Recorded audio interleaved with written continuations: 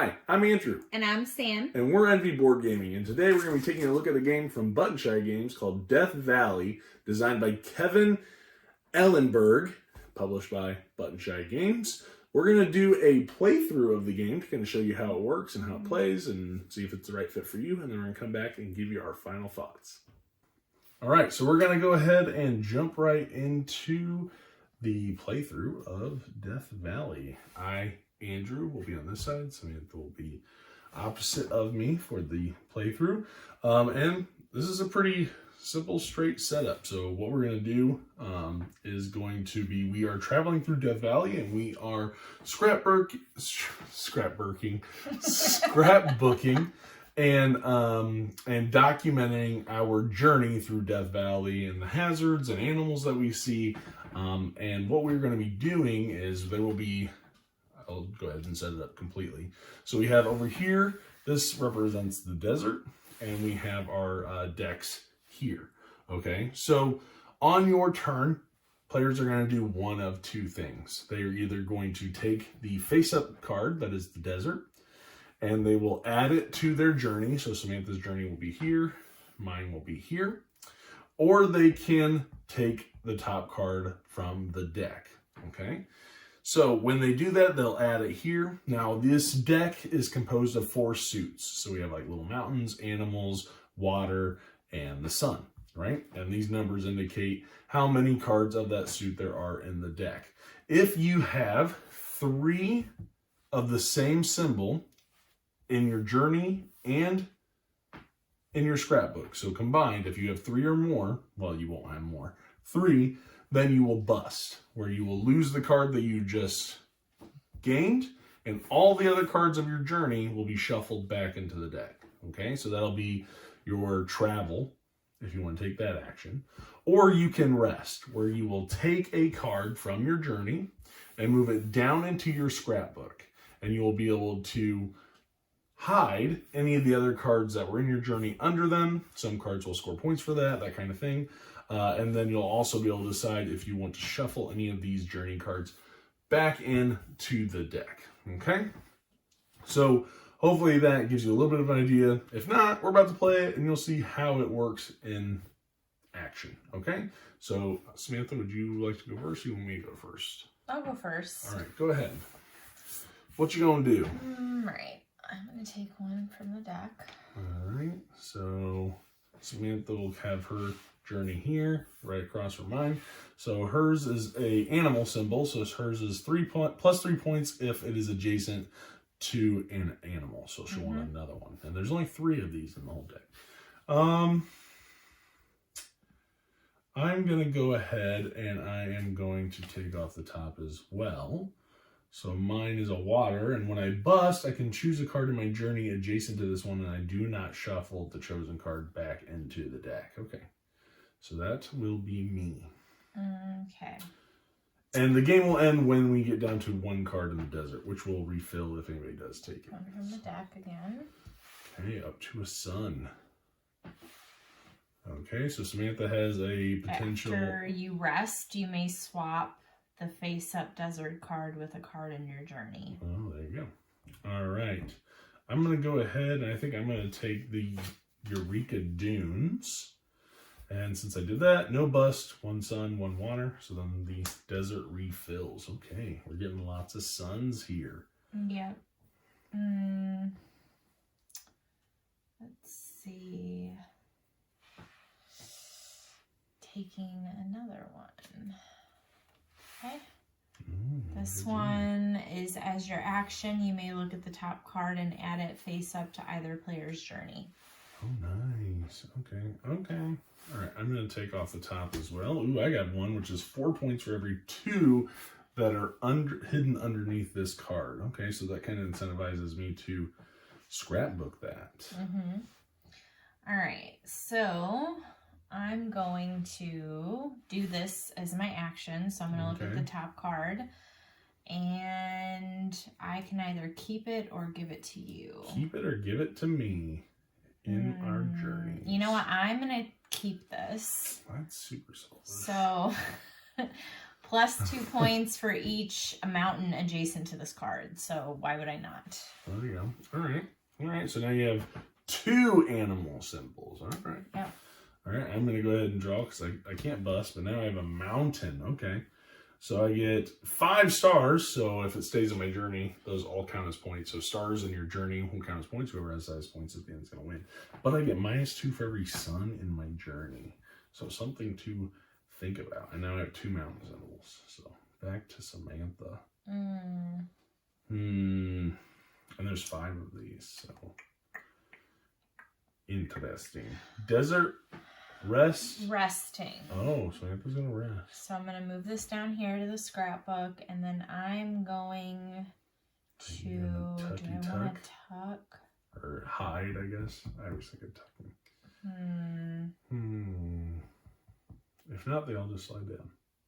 And you can shuffle any of these back into the deck if you want. I'm going to wait. So let me slide this down. So not hiding anything. No. Are you reshuffling anything back in? No. Okay. So after I rest, I'm going to do this one. So you may swap the face-up desert card with a card in your journey. Okay. So you're going to take that one, and you're going to swap it with what? Oh, you're going to swap it with the... Okay, you're swapping it with that one. Yeah. Okay. Yep. Interesting. Interesting. Okay. Oh, you know what? I think for fun, I'm going to take this one. For fun? Yeah, for fun. Just for fun. All right. Okay, I would have been safe either way. So that one's what keep you from busting if it's adjacent to another sun. Okay. So which one you won't? Let me take this one. Okay. Ooh, another sun. Ah, okay. Well, if I take that one, I won't bust because it says when checking to see if you bust, I can ignore them. So I'm going to take this because then when I check to bust, I would ignore this one. So I only have 2 suns. I hope that's all on screen. If not, it's about to go off screen anyway. So trust me, next turn. Okay, Samantha's turn. All right. So You don't want that sun. I'm resting. Oh, okay. So I'm going to put this down here. And then I'm going to tuck. I'm actually just going to tuck this one. You're going to hide it? Yeah. Okay. All right. I'm very thankful. I was really worried you were going to use this to try and get me to bust potentially with the mountains and I'd lose everything. So I am also going to rest. I'm going to take this one here and I'm going to take the water one and hide it underneath. I'm also going to hide, so it's 1. I'm going to take these 2 and hide it. And I am going to, why not? Let's hide that one as well. Oh. I know, right? So, but that gets me 8 points. I just hid 4 cards under there. All right, I'm taking this. Okay. All right. So that's plus 3 points if this card has adjacent cards on both its left and right. Yes, it does. Okay. I'm going to draw. Oh, okay. So 1 point for each type of hazard in my scrapbook. Good to know. All right, back to you. Point this out. I think this is funny that like all of them are just regular places, and this one says Racetrack Playa. That might be an actual place. I don't know. Is it? I don't know. I've never been to Death Valley.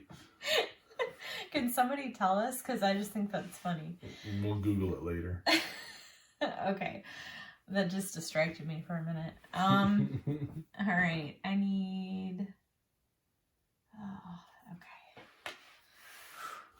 Oh, ho, ho. So plus 2 points for each other type of hazard. That's only the animals, water, or sun adjacent to this card. Yes.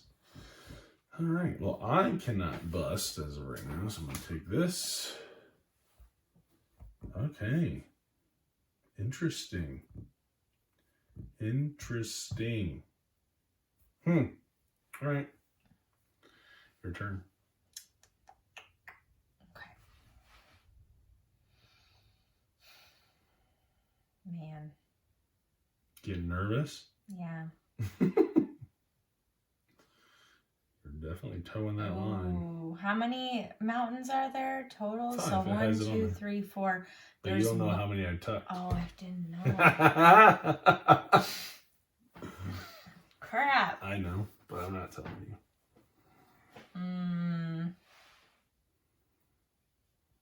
Traveling? Yeah. We got a water. Okay, so this could potentially be the last turn.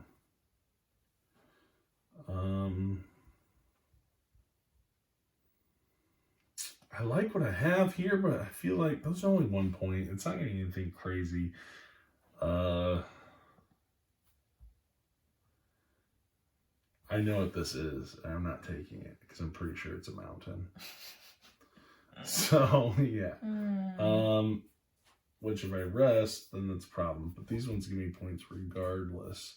So I kind of want to take that one and get the star for a point and not bust. Yeah.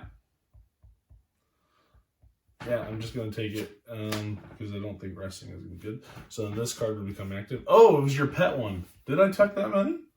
Oh, Yeah, I thought 1, 2, I remember 3, you 4. tucking a mountain. Oh, that's right. You have 2. Yeah. 1, 2, 3, 4, 5. Okay. Cool. All right. So now we will add up our score. So first you're going to count up the stars on the cards in your journey. So Samantha, you have 6. 3, 2, 4, 1. 5, 6. Yeah. Yep. I only have 2 here. Okay. So right now it is 6-2. And then we're going to score for our abilities. So you want to do yours first? Yeah, so this is not, so my other water cards don't score, so that doesn't. Abilities are stars, none of that, so this is not going to get you anything. Yeah, now, so this is +2 for each other type of hazard adjacent to this card, so 4. Nope, it's each type, and you have the same type, so that's it's only right, 2. So it's only 2. Yep. So 2. So you're at 8.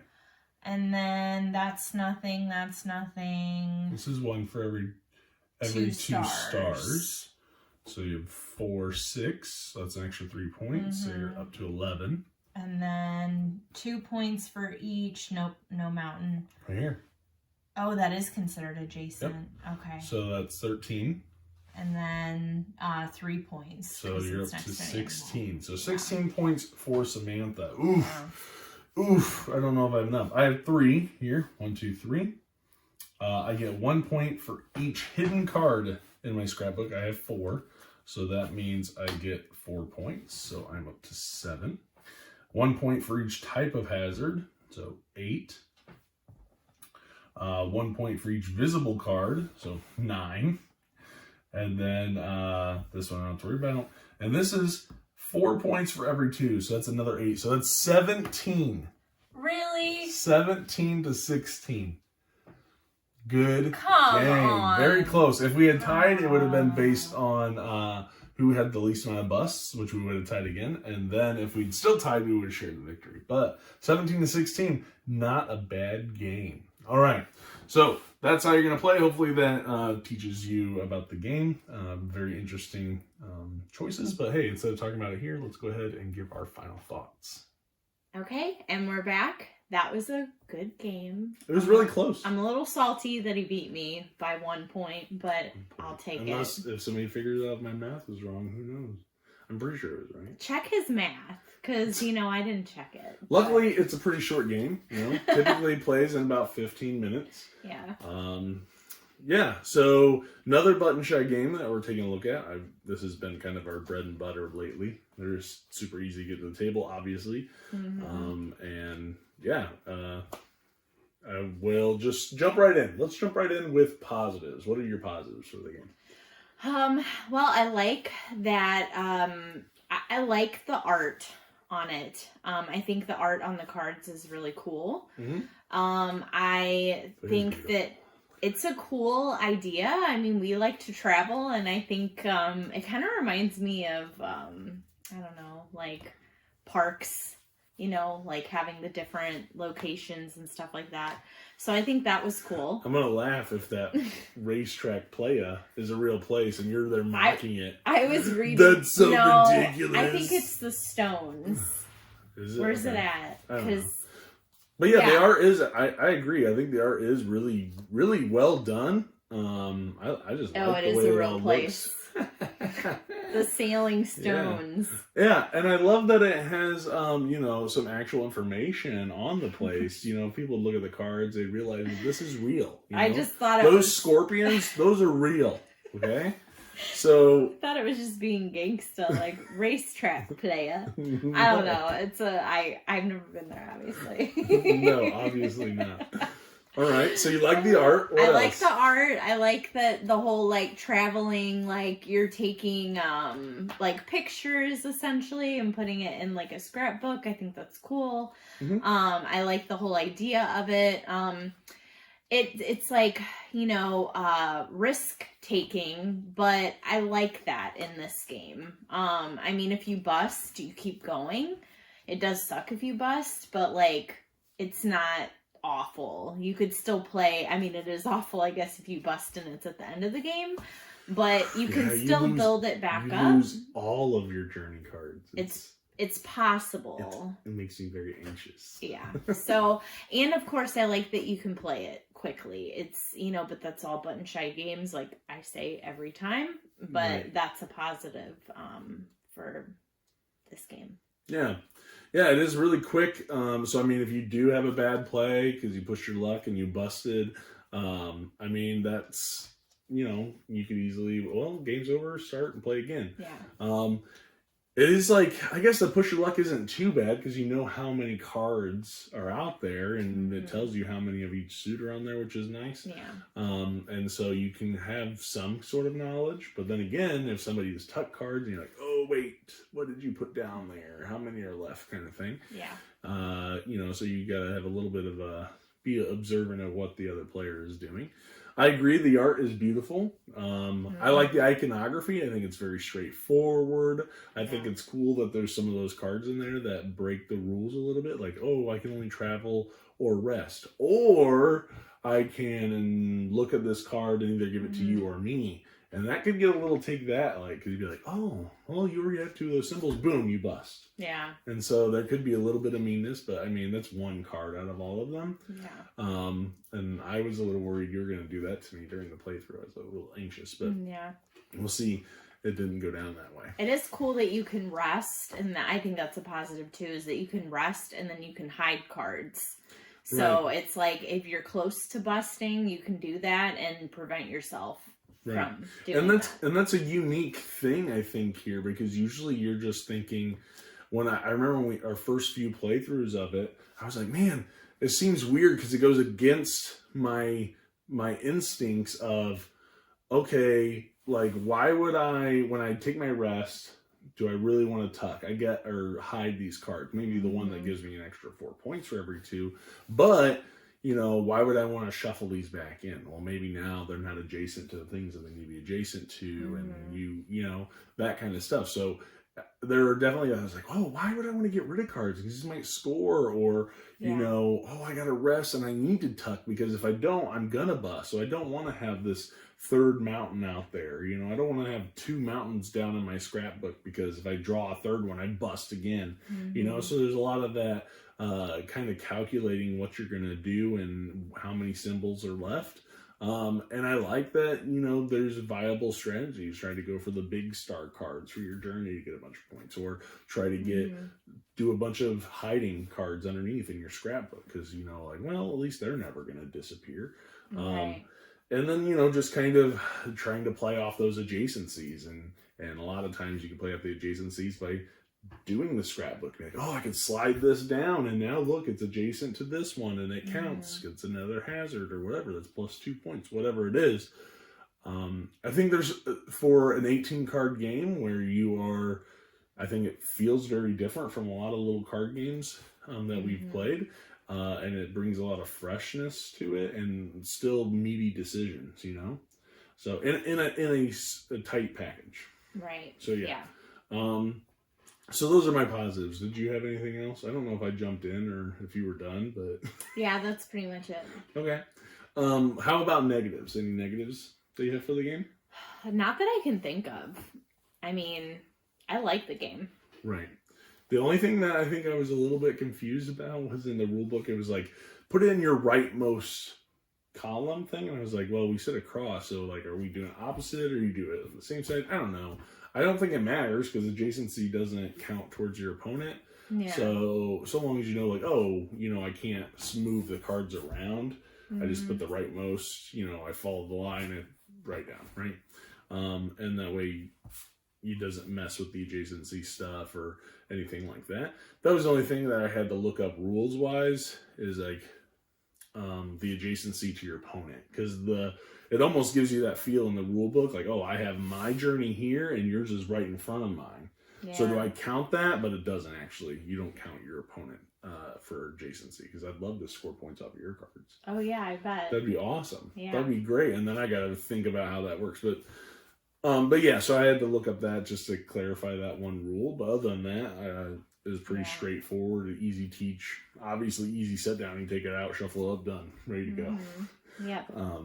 Literal setup, 15 seconds. Yeah, if not less. So yeah. So if you don't have any negatives, I don't really have anything else negative. I mean, if you've seen our reviews on Button Shy Games, you know that we love that they're small, compact, easy to get to the table, relatively quick, but still have some meaty decisions. So let's jump into our scoring for Death Valley. Do you want to go first? Yeah. So I think for me, I'm going to give it an 8.5. Oh, really? Yeah. I didn't know if it was going to be that high. So your favorite Button Shy game is Skulls of Sedlec, right? Yeah. Is this one better? Is this higher? I can't remember what you scored in Skulls of Sedlec. I can't remember either. I don't think it was 8.5, was it? Did I give Skull? I thought it was high. I'll have to go back and look. Or 8.7 for Skulls of Sedlec. Maybe. I So think I did close. it very close. Okay. Yeah. So now because this one's a new one that we got. Right. So I'm not sure. Yeah, we'll have to look back. Okay, so do you like this one more or less than Skulls of Sedlec? Just out of curiosity. Probably a little less. Right. Well, we did get all the expansions. Yeah, because I love that game. It's my favorite one, I think, to this point. And I went out and we got all the expansions. Well, and then for Christmas, I saw they had the expansions, so I was like, right. You got them, and then I got more of them. After yeah. So, but just yeah, a little bit less though. Right. I still really like this game. Right. This is a solid game. I think it's really interesting. I think one negative I'll say is probably replayability. I mean, you only have the 18 cards, so you know you might eventually be like, oh. So I will mention that. But I think they have expansions as well. All of their games have usually little $4 expansions with added cards, kind of thing. So replayability might be a little lacking and feel kind of samey after a while. So for me, I really like the game, and you know, this is a pretty small game. I'm usually into more complex games, but this is one that I do really enjoy. So I'm going to give this I think I'm going to go with a 7.5.